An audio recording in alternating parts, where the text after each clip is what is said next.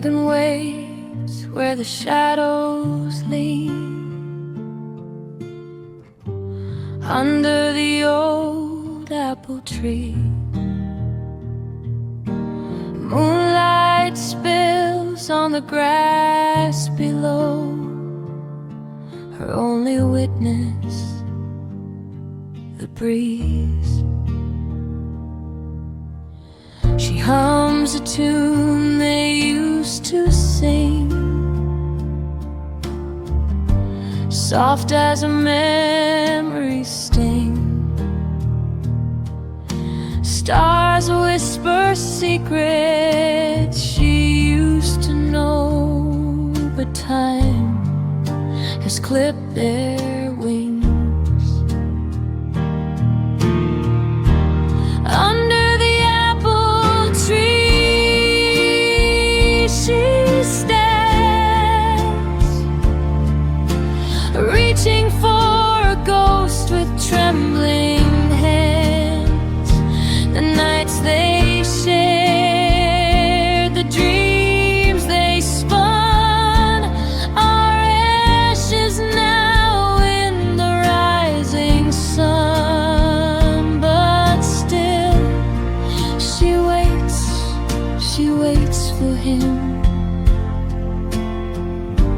under the apple tree on the night's dim wind.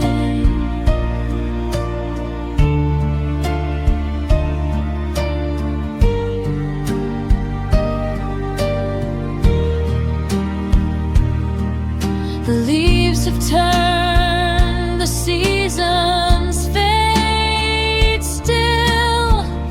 Her heart holds its parade. Every night she swears he'll come, but the dawn breaks and she's undone.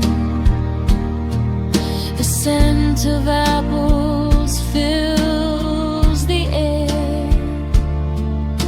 a bittersweet perfume of despair.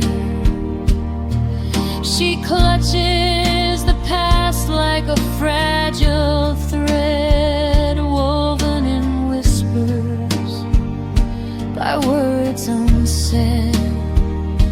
She remembers his voice, low and kind, promises etched in the corners of her mind.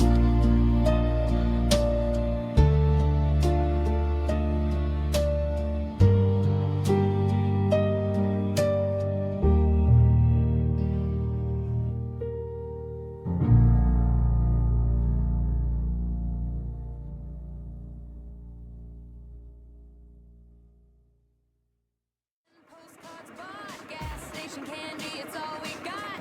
Windows down, the winds are quiet. Every mile adds a new desire. When I'm lost, we're just not found. Every curve's a brand new sound.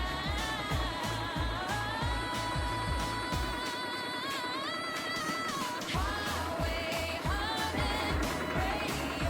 In their silver wedding day, Ashurst and his wife were motoring along the outskirts of the moor, intending to crown the festival by stopping the night at Torquay, where they had first met. This was the idea of Stella Ashurst, whose character contained a streak of sentiment. If she had long lost the blue-eyed, flower-like charm, the cool slim purity of face and form, the apple blossom coloring, which had so swiftly and so oddly affected Ashurst 26 years ago, she was still at 43 a comely and faithful companion, whose cheeks were faintly mottled, and whose grey-blue eyes had acquired a certain fullness. It was she who had stopped the car where the common rose steeply to the left, and a narrow strip of larch and beech, with here and there a pine, stretched out towards the valley between the road and the first long high hill of the full moor.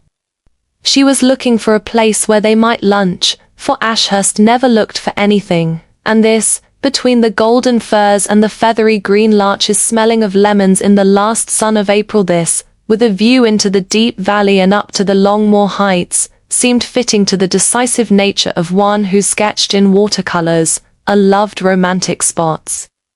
Grasping her paint box, she got out. "Won't this do, Frank?" Ashurst, rather like a bearded Schiller, grey in the wings, tall, long-legged, with large remote grey eyes which sometimes filled with meaning and became almost beautiful, with nose a little to one side, and bearded lips just open. Ashurst, 48, and silent, grasped the luncheon basket, and got out too. "Oh. Look, Frank. A grave." By the side of the road, where the track from the top of the common crossed it at right angles and ran through a gate past the narrow wood, was a thin mound of turf, 6 feet by 1, with a moorstone to the west, and on it someone had thrown a blackthorn spray and a handful of bluebells. Ashurst looked, and the poet in him moved. At crossroads, a suicide's grave. Poor mortals with their superstitions.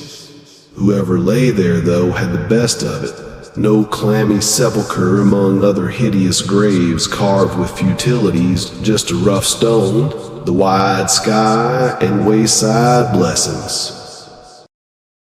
And, without comment, for he had learned not to be a philosopher in the bosom of his family, he strode away up onto the common, dropped the luncheon basket under a wall, spread a rug for his wife to sit on. She would turn up from her sketching when she was hungry, and took from his pocket Murray's translation of the Hippolytus.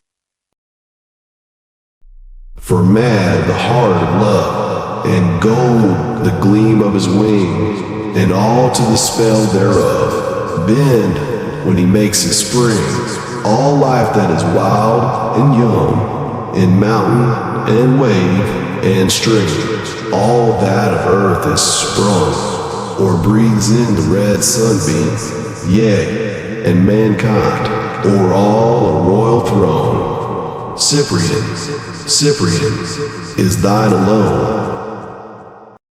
He had soon finished reading of the Cyprian and her revenge, and looked at the sky instead. And watching the white clouds so bright against the intense blue, Ashurst, on his silver wedding day, longed for he knew not what. Maladjusted to life man's organism. One's mode of life might be high and scrupulous, but there was always an undercurrent of greediness, a hankering, and sense of waste. Did women have it too? Who could tell? And yet, men who gave vent to their appetites for novelty, their riotous longings for new adventures, new risks, new pleasures, these suffered, no doubt, from the reverse side of starvation, from surfeit. No getting out of it. A maladjusted animal, civilized man.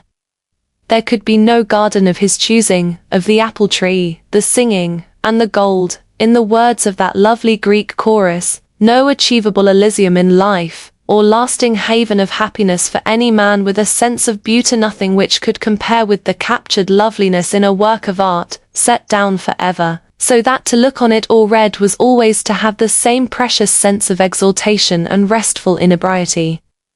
Life no doubt had moments with that quality of beauty, of unbidden flying rapture, but the trouble was, they lasted no longer than the span of a cloud's flight over the sun, impossible to keep them with you, as art caught beauty and held it fast.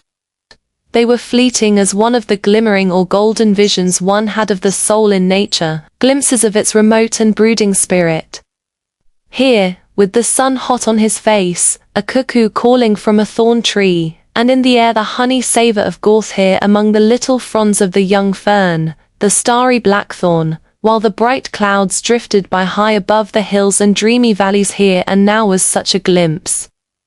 But in a moment it would pass as the face of Pan, which looks round the corner of a rock, vanishes at your stare. And suddenly he sat up. Surely there was something familiar about this view, this bit of common, that ribbon of road, the old wall behind him. While they were driving he had not been taking notice, never did, thinking of far things or of nothing, but now he saw.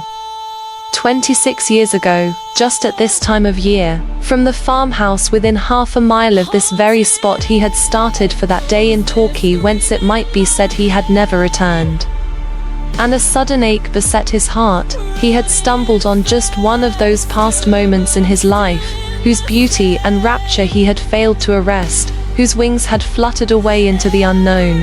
He had stumbled on a buried memory, a wild sweet time, swiftly choked and ended. And, turning on his face, he rested his chin on his hands, and stared at the short grass where the little blue milkwort was growing. And this is what he remembered.